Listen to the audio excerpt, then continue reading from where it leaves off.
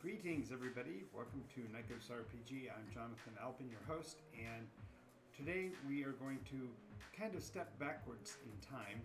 I often find myself in situations like this where I didn't begin at the beginning, and I want to provide you with the opportunity to get to know what this is all about.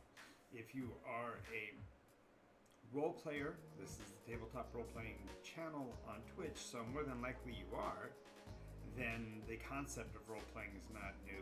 The name Nykos more than likely is. And NycosRPG, many of my associates, my players, have determined that the name Nykos retrospectively is a acronym for Not Your Clumsy Old System. And while that does bear truth, it was not the origins of the story. And so today we're going to look into the past a bit about how Nykos came to be, and NycosRPG in particular developed. But we're also going to be looking at role-playing in general and where its roots are, and how NycosRPG is the heir apparent to that concept into the modern era and beyond. If you haven't been with us before, feel free to take a look at the over 700 videos or so I've done at NycosRPG on YouTube, as well as the plethora of videos that I've done recently on Twitch, sort of reestablishing and give you an idea of the kinds of topics that we cover. If you are familiar with this and you're enjoying the material, please make sure that you follow us here on Twitch, and if possible subscribe. It really helps us to keep this a daily channel.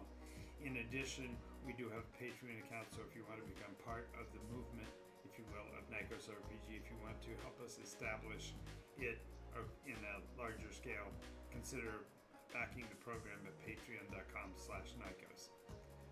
Alrighty, so now that I've done my due diligence, let's get into it, shall we? I'm not going to posit the theory that role-playing didn't exist before I came along, although argumentatively I've been around as long as role-playing games have been. So am I a figment of the imagination of role-players, or did role-playing infect my brain at such an early age that it just became all-consuming? I don't know which it is, honestly. But the reality is that NycosRPG got its roots from Dungeons & Dragons clear back in 1974. I've retold the tale 1,000 times, and thank you, Aries, for your recommendation. Make sure you follow the channel so you'll be aware of when we do new updates. The element of history that really matters is that role-playing did come into existence in 1974 and 75, in that time frame, and my experience was at a pretty young age. I was 11, and I remember it quite specifically in terms of when in my life it affected me, in that the emphasis on things was radically different in 1974 than it is today. The very concept of a role-playing game was pretty new. While there had been sociology classes and there were psychology units that did utilize role-play to explore the workings of the mind or whatever, the concept of being a part of a community of role players was new. And I was hooked at an early age. As you imagine, 11-year-olds are still quite imaginative. Some people would argue that 20-year-olds are imaginative, and that may be true in certain cases, but to the extent of deciding early on that this was the mode for telling stories and for communicating with people, it was, for me, a no-brainer. Now, to give a little bit of background, by the time I was 11, we had moved close to 30 times. We averaged one move every 6 months for the majority of my life, with a possible, the extended period in Illinois of almost 6 years being the exception rather than the rule. And we had lived in, by the time I was 11, we had lived in Illinois, Colorado, Kansas, and even within those states, that was multiple moves. So, for example, I was born in Quinter, Kansas. Then my family moved to Oakley for a short time. After we left Oakley, we went to Illinois. We stayed in Illinois for 5 or 6 years, but in that time we moved twice, from Waukegan out to the country house and then to Lake Villa. Then from Lake Villa we moved back to Hayes, and it was while we were in Hayes, no, we'd actually moved back to Colorado again. So it was in Colorado that I ran into Darren, who was the grandson of Dave Arneson. And I was only 11, so I can't imagine he might have been a year or two older than me, but that was my direct interaction and what led me to play role-play games that early on. And I think the reason why I wanted to make this about the origins of Nykos is that the origins of game creation was right there at the very beginning. I had seen the animated Lord of the Rings, the Ralph Bakshi, Lord of the Rings, and in particular The Hobbit as well. Actually, The Hobbit was one in particular that I watched. And Bakshi's Lord of the Rings came out later, so it had to be The Hobbit. And in seeing that, I developed an affinity for the Shire folk, and my first persona, the first time I played, unironically I suppose, at 11 I didn't have much of an imagination, so I simply took on the name Bilbo Baggins, because after all, that was that one halfling I knew. So, which of course made everybody that was an adult in the group laugh derisively, as I chosen too apropos name. But again, I'm an 11-year-old, so what do I know from creativity? And from that very first session, I was transported. We were no longer on Earth, but neither were we in Middle Earth, because I knew I didn't know anything about the Tolkienian world. So the very first game sessions I ran were literally dungeon crawls in a world that didn't have a name, and it wouldn't be for almost 2 years before I actually got around to trying to come up with a name. And I've always had a personal affinity for the idea of the dreamland, the place where we operate when we're asleep, the area that now Nykos would call Asomatum, which is the plane of dreams. But at the time, I was trying to come up with a term for the world that I was running games in, and I inappropriately, or initially, thought of Narcos, Narcos, which was the place of dreams. That word meant dream, but the idea of narcotics is a very strong one. In the 1970s, it was a rising tide, and so pretty quickly I realized that wasn't going to work, and so I revised it by looking further into Greek mythology and discovering Nykos, the spirit of night. And so the concept of the world of Nykos was associated, therefore, with the twilight and darkness aspect.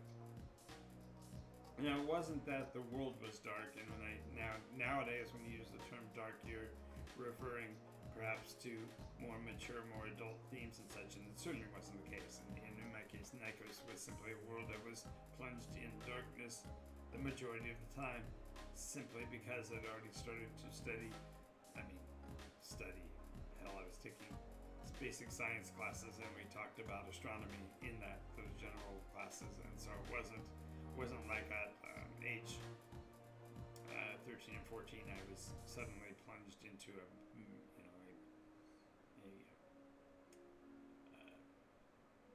major for college or anything like that. Although there was I suppose there could be some arguments made because I was already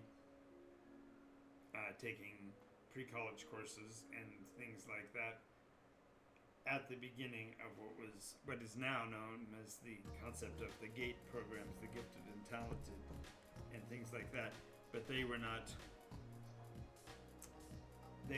established yet. As a matter of fact, some would argue that the interaction my family had with the state of Kansas when we lived out there when I was a boy led to the development of gifted and talented programs, because my mom pushed pretty hard. But I, alas, did not get involved in any of those kind of programs. I was slightly ahead of them in terms of age, and so I was precociously reading. Don't get me wrong, and some would argue that that itself is a form of study, and in certain ways it might be argued that I was looking for what was beyond, but I wasn't. I was just a voracious reader and such, and so I determined that the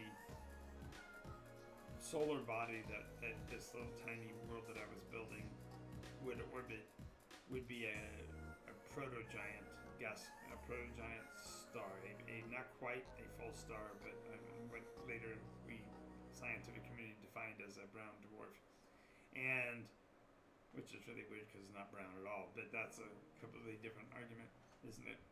But the idea is that the solar body for Nykos would be a dark star. Now this was well in advance of the Dark Suns campaigns of Dungeons and Dragons and the development of that, and then the subsequent Eberron and such were all predicated on the very thing that I was trying to do, and that is establish a game world, a place for these adventures to occur. And so by 1978, I think is the first I found of my original copyrighted maps of the world of Nykos. In 1978, I had completely finished mapping the northern continent of Nykos, and arguably at that point it was actually a trinity of interconnected continents. I was endeavoring to build a map akin to the map of Europe, where the line between Europe and Asia becomes very narrowly defined, and the actual physical breakdowns sort of defied convention in that kingdoms would have territory that could span continents and such. So that initial mapping sequence, which fundamentally nowadays we look back and see that as the iteration 1 of Nykos, which was the establishment of the borders and the defining of the boundaries and an outline of the kingdoms. All of that was done specifically because of the very gap that was in the role-playing environment at the time. Generally, GMs would run dungeons in generic locations. The experience points gains and the advancement of characters was more about the characters than it was about the culture or the location or the individuals. And therefore, in that early time frame, the world of Nykos, by definition, was simply a framework. Because even at my young age, I was just getting into it, and then by the time we finished the first iteration, I was already in high school. So the idea of looking at life for the species of the planet in terms of biospheres and ecology was. It caused the world of Nykos to stand out compared to other game masters because they simply didn't care. They weren't pursuing that. They were building the personas of their characters more so than the story and the concept of the place in which all of the actions occurred.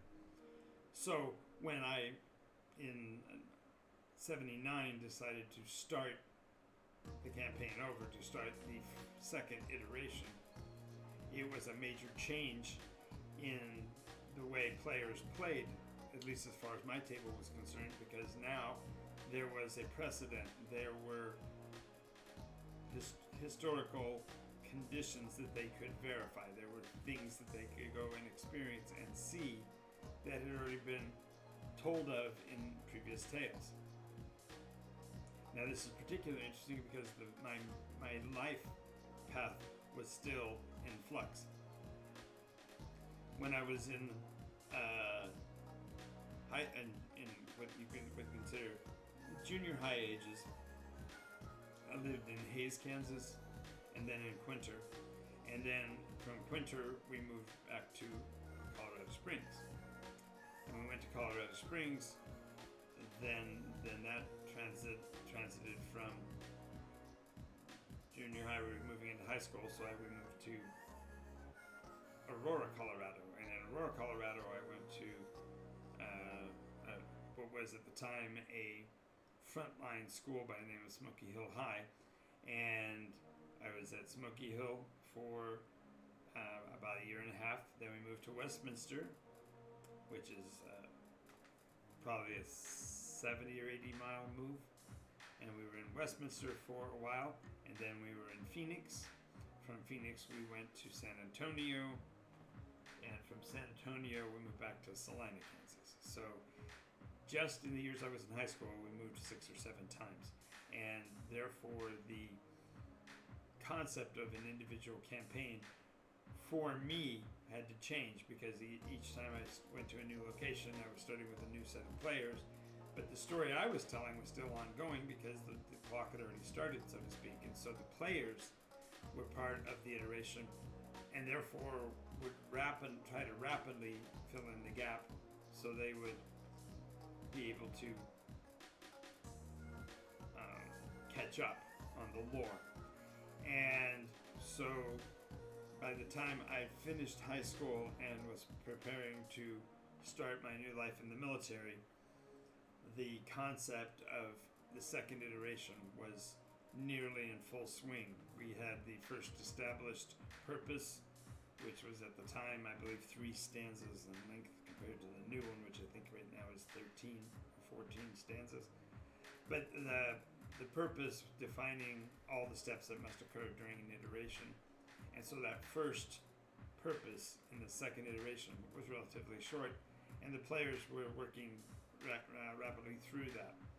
Now, the way I was playing was not far off from the main at that time.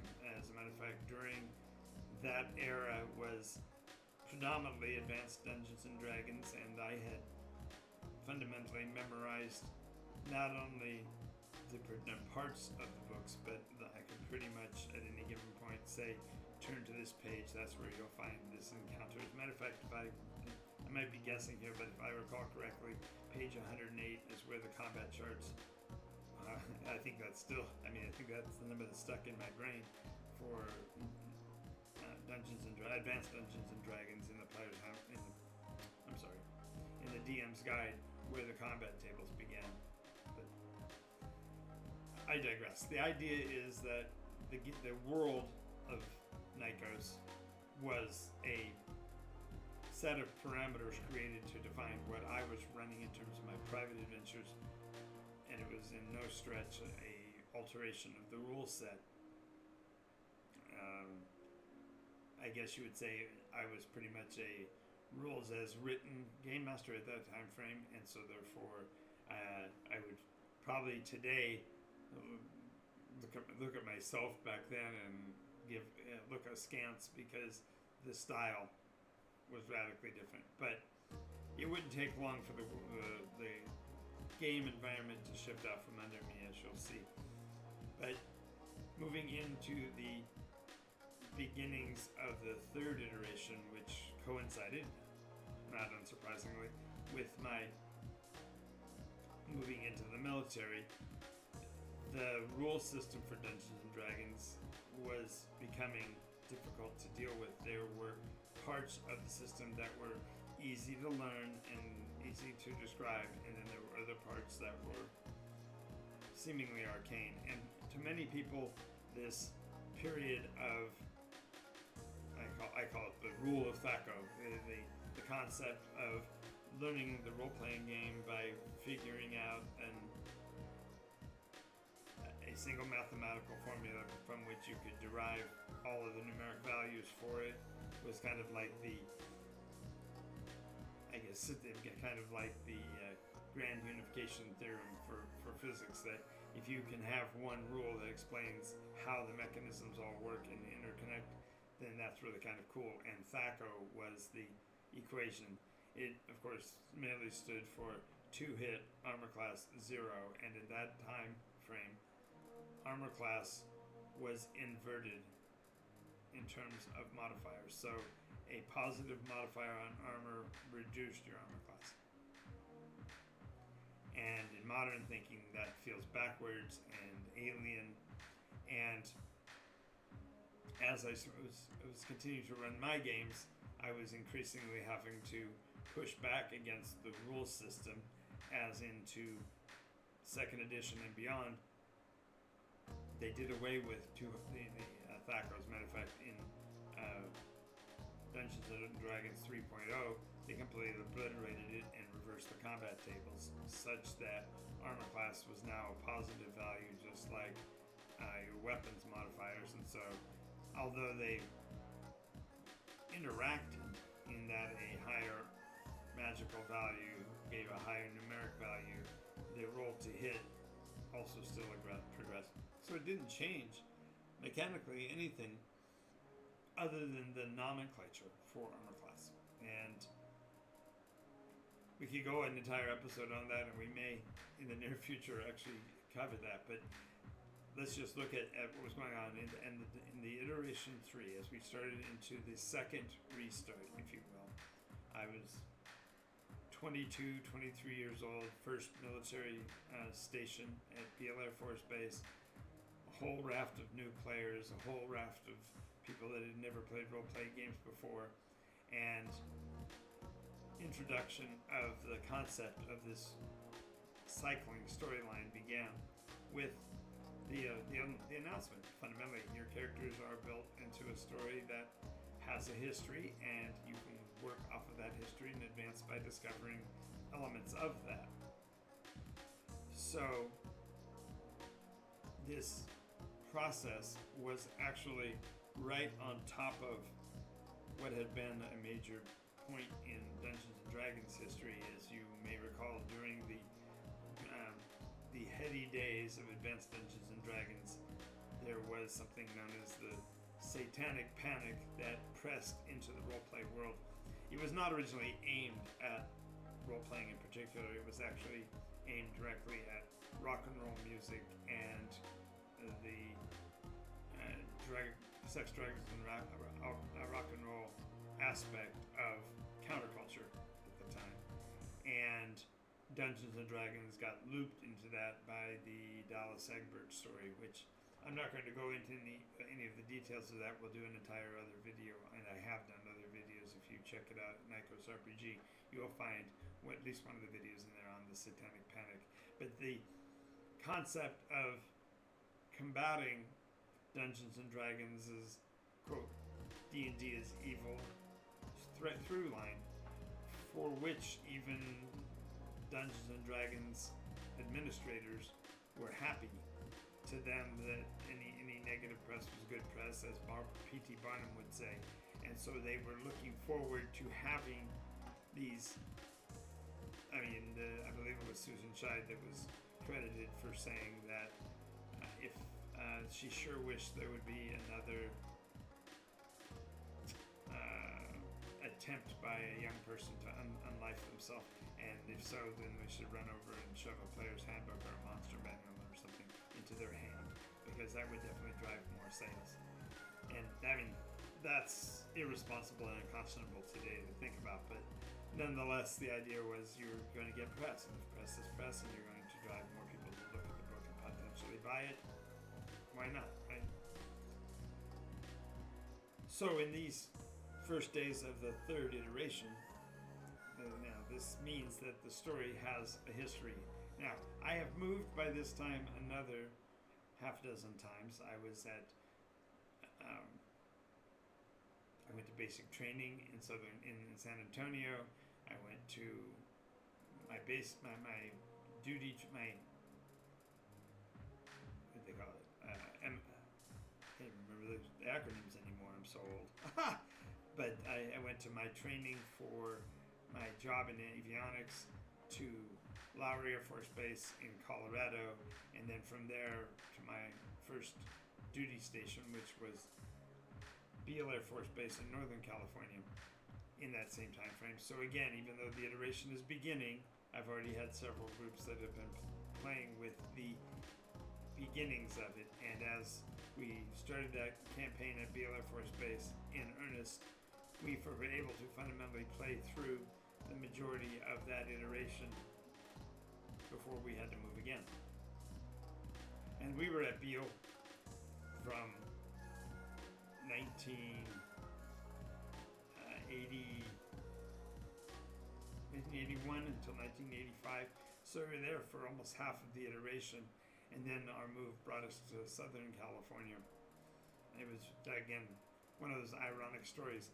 I was transiting in career from being an electronics technician on the SR-71 Blackbird program to air traffic control, and I anticipated a international station. I anticipated to be put in one of the more forward stations after that training, because I'd stayed in the U.S. for the majority of my first term. I'd done a couple of temporary duty assignments to Okinawa Air Base in Japan, but the transition to air traffic control I thought certainly would send me overseas, but it didn't.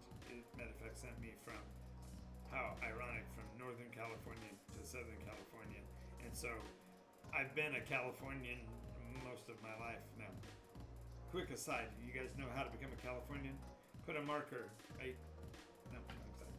up here. There'll be a marker up there that'll mark this, but here's the California test. If you want to know whether you're a Californian or not, you buy yourself a California navel orange. Now, it's got to be a California orange. It can't be a Florida one. It won't work if it's a Florida orange. But you buy a California navel orange.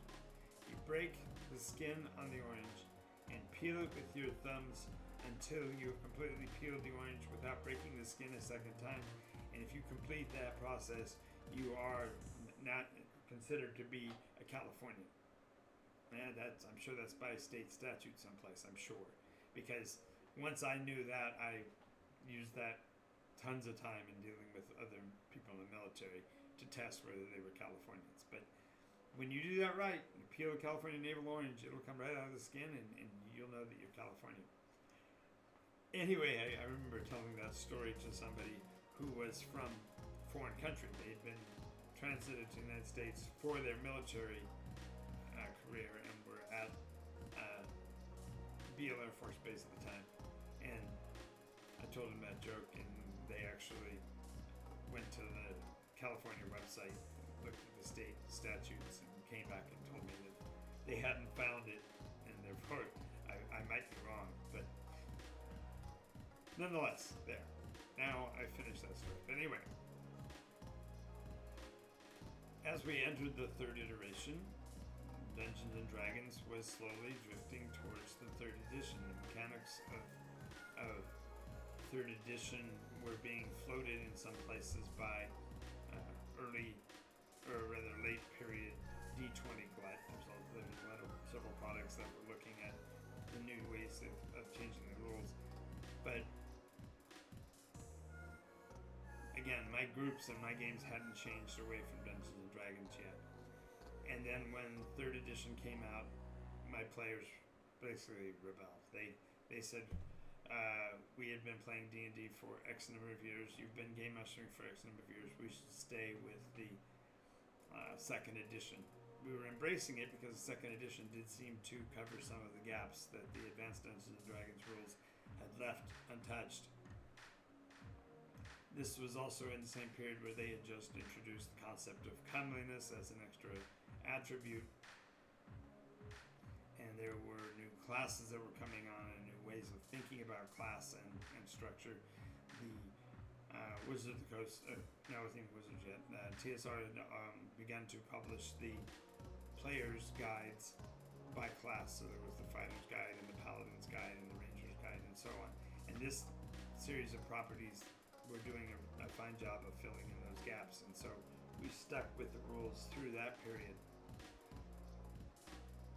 But it was during the end of the third iteration when my players changed the world, in that they wrote I forced them into it. The adventuring group had gotten to a particular city where the nobles were unfriendly toward foreigners. And since the players did have a bard, and I myself was in college at the time, it made sense to have my players create an actual poem. I made them put it in an iambic pentameter, God knows why, and I wish I still had the poem, but they created a poem in iambic pentameter on the fly in 5 hours on the back front porch of my house in, this had to be 87. And when they got done, that story that they created was such a colorful interpretation of what I had written as far as the story to that point, that I invoked a privilege as a game master, which I haven't run into much, wherein that story became canon and my own story was tossed out the window because their interpretation was so much more beautiful and put more credit to my villains than even I had. And the irony of that is that that storyline that changed the world in the fourth iteration also caused the creation of one of the most iconic games groups that I ever ran. I had the privilege of running stories for, and they established for themselves the name of the Dogs of War, based on Shakespeare. And the concept of this group was actually bent on destroying the plans and schemes of villains everywhere. And it so captured the concept of what I had always envisioned role-playing groups to be, that it became the template for additional groups thereafter. And so that's why to this day, the groups that I run in choose a group name early on, and then they can adapt it as they move along through the story to more adequately suit their purposes. And therefore, the kind of concept of strangers in the strange land and heralds of the change are following the traditions started by the Dogs of War back in iteration 4. And I think this is where the rules of Nykos began to change. I'd already had, I guess you would say, what's the word I'm looking for? You had variances, but they were cosmetic. The concept of what color the sky is, what the names of the species. Oh, that's what I wanted to say, is that in the fourth iteration was also the realization that players were becoming as savvy as game masters in that time frame. And in order to more tightly control that, one of the things that I determined to do in that period was literally rewrite the names of all of the species of the monsters that were in the Dungeon Master's Guide. I mean, the players. Wow, that's a blunder. From the monster manuals and the Fiend Folios, rename everything all the way through, so that a player visiting the world of Nykos was not privy to information, for example, about trolls, because the trolls on Nykos were not Dungeons and Dragons trolls. They were not adherent to the parameters given in the monster manual, because I was literally sick of players walking into the game and saying, well, I happen to have read that trolls can be destroyed by fire, so my second level rogue is preparing torches. There wasn't any real frame of reference for why a a young one traveling into the woods would know that trolls could burn or that they were susceptible to fire. And so by changing the names and changing the parameters and changing the dynamics, I put Nykos into its own category really early compared to most other properties. And although I use the same rules, the same terminology, same mechanics still, as Dungeons & Dragons moved into 3.0 and beyond,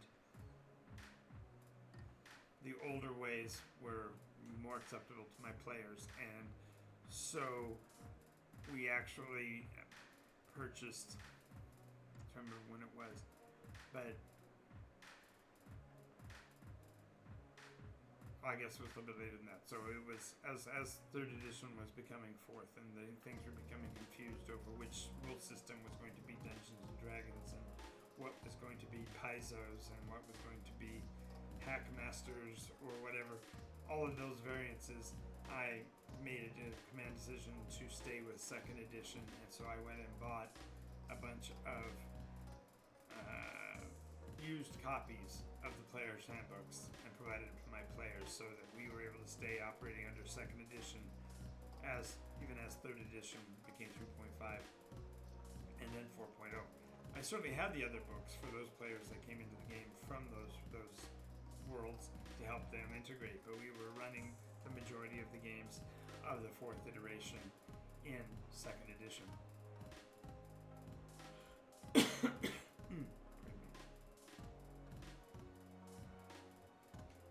So, from fourth iteration, we're talking 1985 to 89, 90.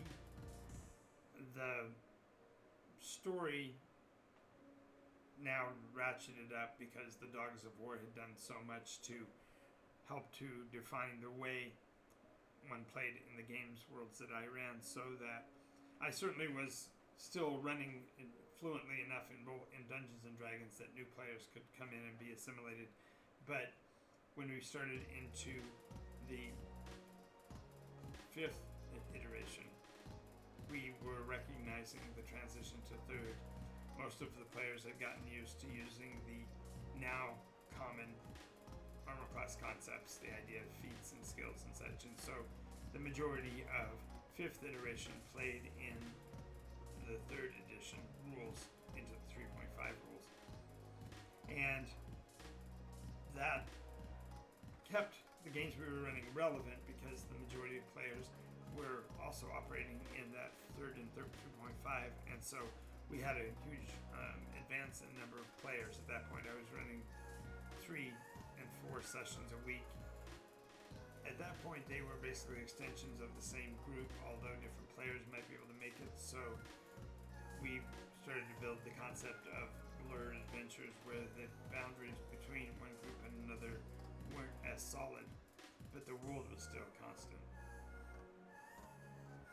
So as we passed from the fifth iteration and completed it, a couple of things happened. Number one is my son who had been playing along in the fourth iteration consistently when he was reintroduced to the game.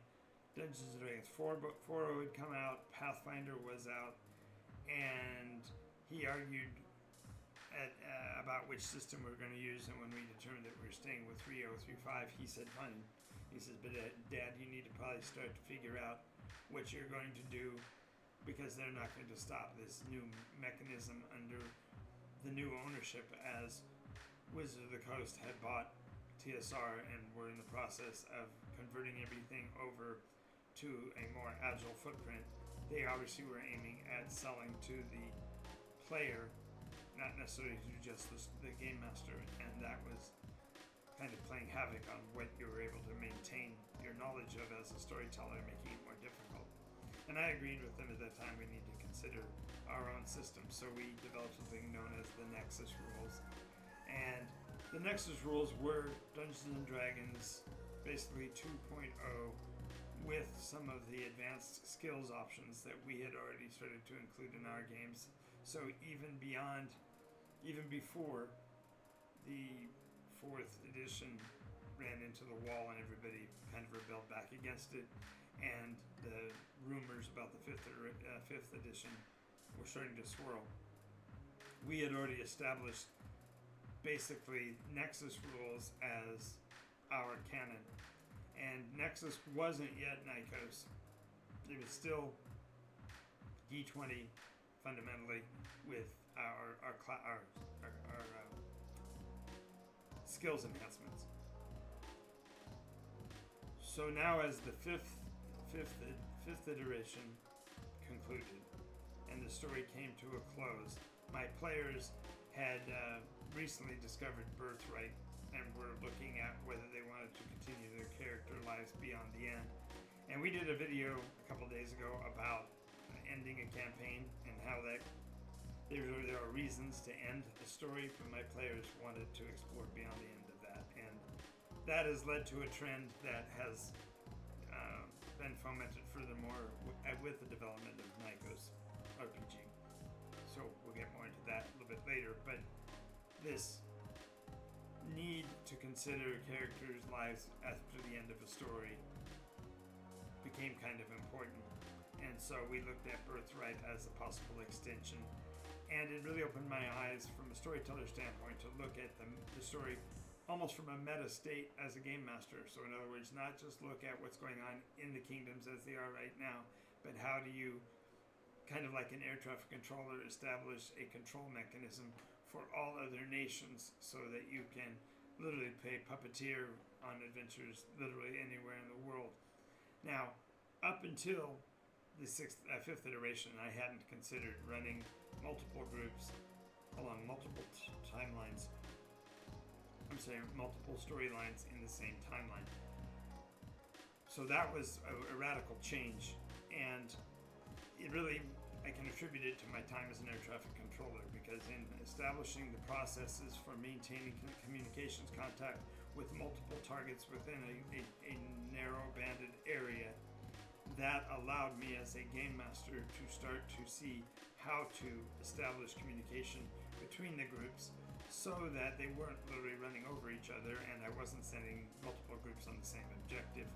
And even if I did, I could actually stage them in, and well, there's more to it than that, but the point is that that mechanism was really the first NycosRPG mechanism that I instituted, was the concept of the poly storyline. So we'll come back to that again as well. But when we're talking now about the rule system, 4.0 had come out and flopped. It was pretty much DOA for most standard role players, and those that picked up and liked it were generally those people who were coming from a video games market and therefore were looking for more of the fewer decisions to make and more codified ways to make them. And so for them, the cards mechanism and the tabletop manipulating of markers and stuff made perfect sense to them, but it was dead for role players like us. So arguably my sixth iteration was arguably the driest period in terms of imagination among my players. And that had everything to do with the fact that I had made another major move. I had moved from California back to Colorado, leaving my majority veteran trained game masters and game players, and moving to Colorado, where although I was working for the games industry by this point, this is when I was starting my time with Gamma, the players were all brand new, who had no role-playing experience, who had no story experience, and certainly no experience with the concept of the long tail as I was telling stories. So that dry period, the sixth iteration, in many cases is the kind of the breakover point where the concept of NycosRPG really formed, because my players were playing of a more YOLO style. We talked yesterday, I believe, about the style of play and how a person comes into role-playing for different reasons. And those persons, they come in for experimentation and for escape only, are not prepared for the seriousness of the campaign, and so dangers began to appear within the very structure of my roleplay groups, because players were literally wanting to press buttons that would harm the player group as a whole, and weren't caring about that because they were, after all, following the progression that Dungeons & Dragons 4.0 and even 3.5 had driven them towards, which was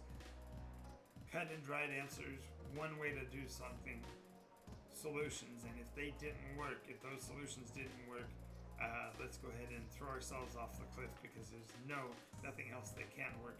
We can't think ourselves out of the equation, and that's, of course, for a role player with any experience at all, that's a patently ridiculous choice because, of course, you can do a million things in a role play game.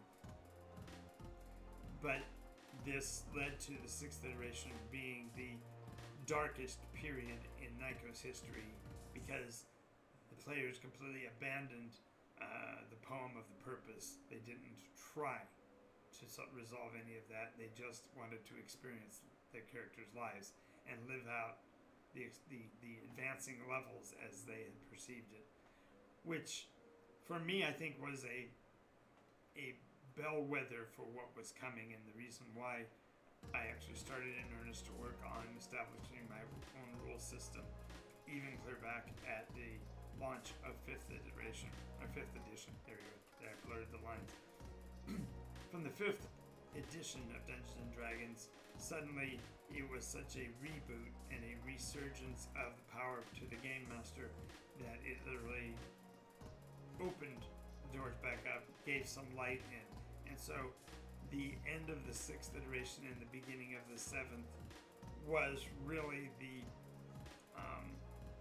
reawakening of roleplay for players, in that they now had back their multiple choices and their virtually infinite number of decisions that they could make, and were also providing the game master the ability to leverage and maintain that story through the use of inspiration and other mechanisms. And so that ability to advantage disadvantage was monstrous, pun intended. That rule changed everything and gave the tabletop back to the game masters. And so with the resurgence of Dungeons and Dragons that occurred in the 5th edition, the number of new players coming in because it was back to a simple game, and more importantly, the number of game masters that were coming back because it was a game that they could actually moderate and control again mechanically. There was a rule set that gave them back the methodology for moderating the stories. It was an explosive period, and so the 6th iteration into the 7th iteration, I moved again several times from Southern California back to Colorado, as I mentioned, to work for Gamma, and then from Colorado I went to Washington State, to North Dakota, to Southern California again, all in a really short period of time. More to that story later, but the number of adventures I was running was increasing, the number of groups I was running at the same time was increasing, and the ability to keep them separate from each other while maintaining a story coherency was sublime. And so as 5th edition Dungeons and Dragons established itself and the 7th iteration played out to its conclusion, yet another move occurred in my life, and the adventure group of the 7th iteration decided that they would help me as a game master. They had considered that these 6 iterations of things that had been played over and over again, they felt that perhaps I was tired of it, that I was deserving of a new way of thinking, and so they determined that they would fundamentally erase all of the lore of Nycos, specifically erasing all of time back to the beginnings of the world of Nycos. And to do so, therefore, they would give me a clean slate. I wouldn't have the purpose poem in the way, and I could just take the story and go with it wherever they wanted. Well, the thing that was really particularly funny about that is that the players really hadn't even considered what I, as the game master, wanted. They simply thought it was better for the world of Nycos not to have this boring old poem manipulating or guiding their direction in the story. So they were doing that as a favor to themselves. And, well, I'll do a completely different video on the revenue, but suffice to say, the Dungeons & Dragons 5th edition rules really set the stage for both the 7th iteration and the 8th iteration, and now even up to the beginning of the 9th, it all looked like everything was going to be fine within that realm. And then realization started to hit me, and when I talk about the changeover from Dungeons & Dragons 5th iteration to the conglomerate that's in existence now, we really have to look at the heart and soul of Dungeons & Dragons and where it was going during the early days of the 5th edition. There were quite a few people who went to work for Dungeons & Dragons who were veteran role players and game masters in their own right, and I was proud to say that I was a member of the Dungeons & Dragons community. And then bit by bit over the next few years, they started cutting away at that to the point where here in the modern era, the people they have that are by and large creating for Dungeons & Dragons aren't even role players anymore. And I don't know them, so I might be misspeaking here. But from my perception, Dungeons & Dragons as we know it fundamentally died with the last iteration because the current administrators and stuff have flat out said they are taking it into the digital realm. And while they're not flat out saying they're going to abandon the print document, nonetheless they've now made it so that a purchase for one is a purchase of both, because that's where their money is going. They're going to be focusing on the online component and the digital environment. Which leads me to where did Nykos come from? So in the late days of the 7th iteration, as I was already starting to realize that the handwriting was on the wall, the establishment of a differentiation began because I had done the further research to look into how roleplay games began, how roleplay was formed, why the mechanics are what they are, which I've done videos on recently, the concept of the development of the hit point pool, the concept of identifying which stats are important. These realizations that they are coming from a derivative of the game concepts really kind of broke my brain, and I determined that we need to look at things differently. And so between the beginning of the 7th and the end of the 8th iteration, I have come full circle to the realization that NycosRPG is the heir apparent to the original concept. The idea that the game master should be in control of the story and that there should be mechanisms built in that are static that give that game master the ability to leverage the story where necessary to make sure that the fluidity and the coherency of it is maintained without overriding the player's license and what's the word I'm looking for? Agency. So when we look at roleplay games going forward from here, the Nykos mechanism is going to provide you and maintain for you the ability to build good stories, create coherent worlds, and establish things that are known within the campaign that can then themselves evolve with the story as well. I want to thank you for being with me for this show. It is nearing the end of the time here on the channel, so NycosRPG.com is the channel. Make sure that you follow us if you're enjoying the videos. If you haven't yet, do check out our Patreon account and see how we're going about the process of building the new property. We will be looking at a Kickstarter sometime, more than likely before the end of the year, and we're wanting to establish a player base of about 150 to 200 players before then. So if you have never played NycosRPG before or never heard of it even, check out our website, NycosRPG.com. Go to the Play Now button and you can actually get a downloadable copy of the Fast Play rules. It's just a snippet of the entire rules basis, but it does give you everything you need to create creatures and monsters if you're a storyteller, to build and establish a Nykos persona, And of course, it also gives you a place to download the player packets and such. So thank you again for being here. If you can, subscribe, and we will see you in the next episode. We air every day at 10 a.m. Pacific time and 11 p.m. Pacific time. And we will see you on the next episode tomorrow morning.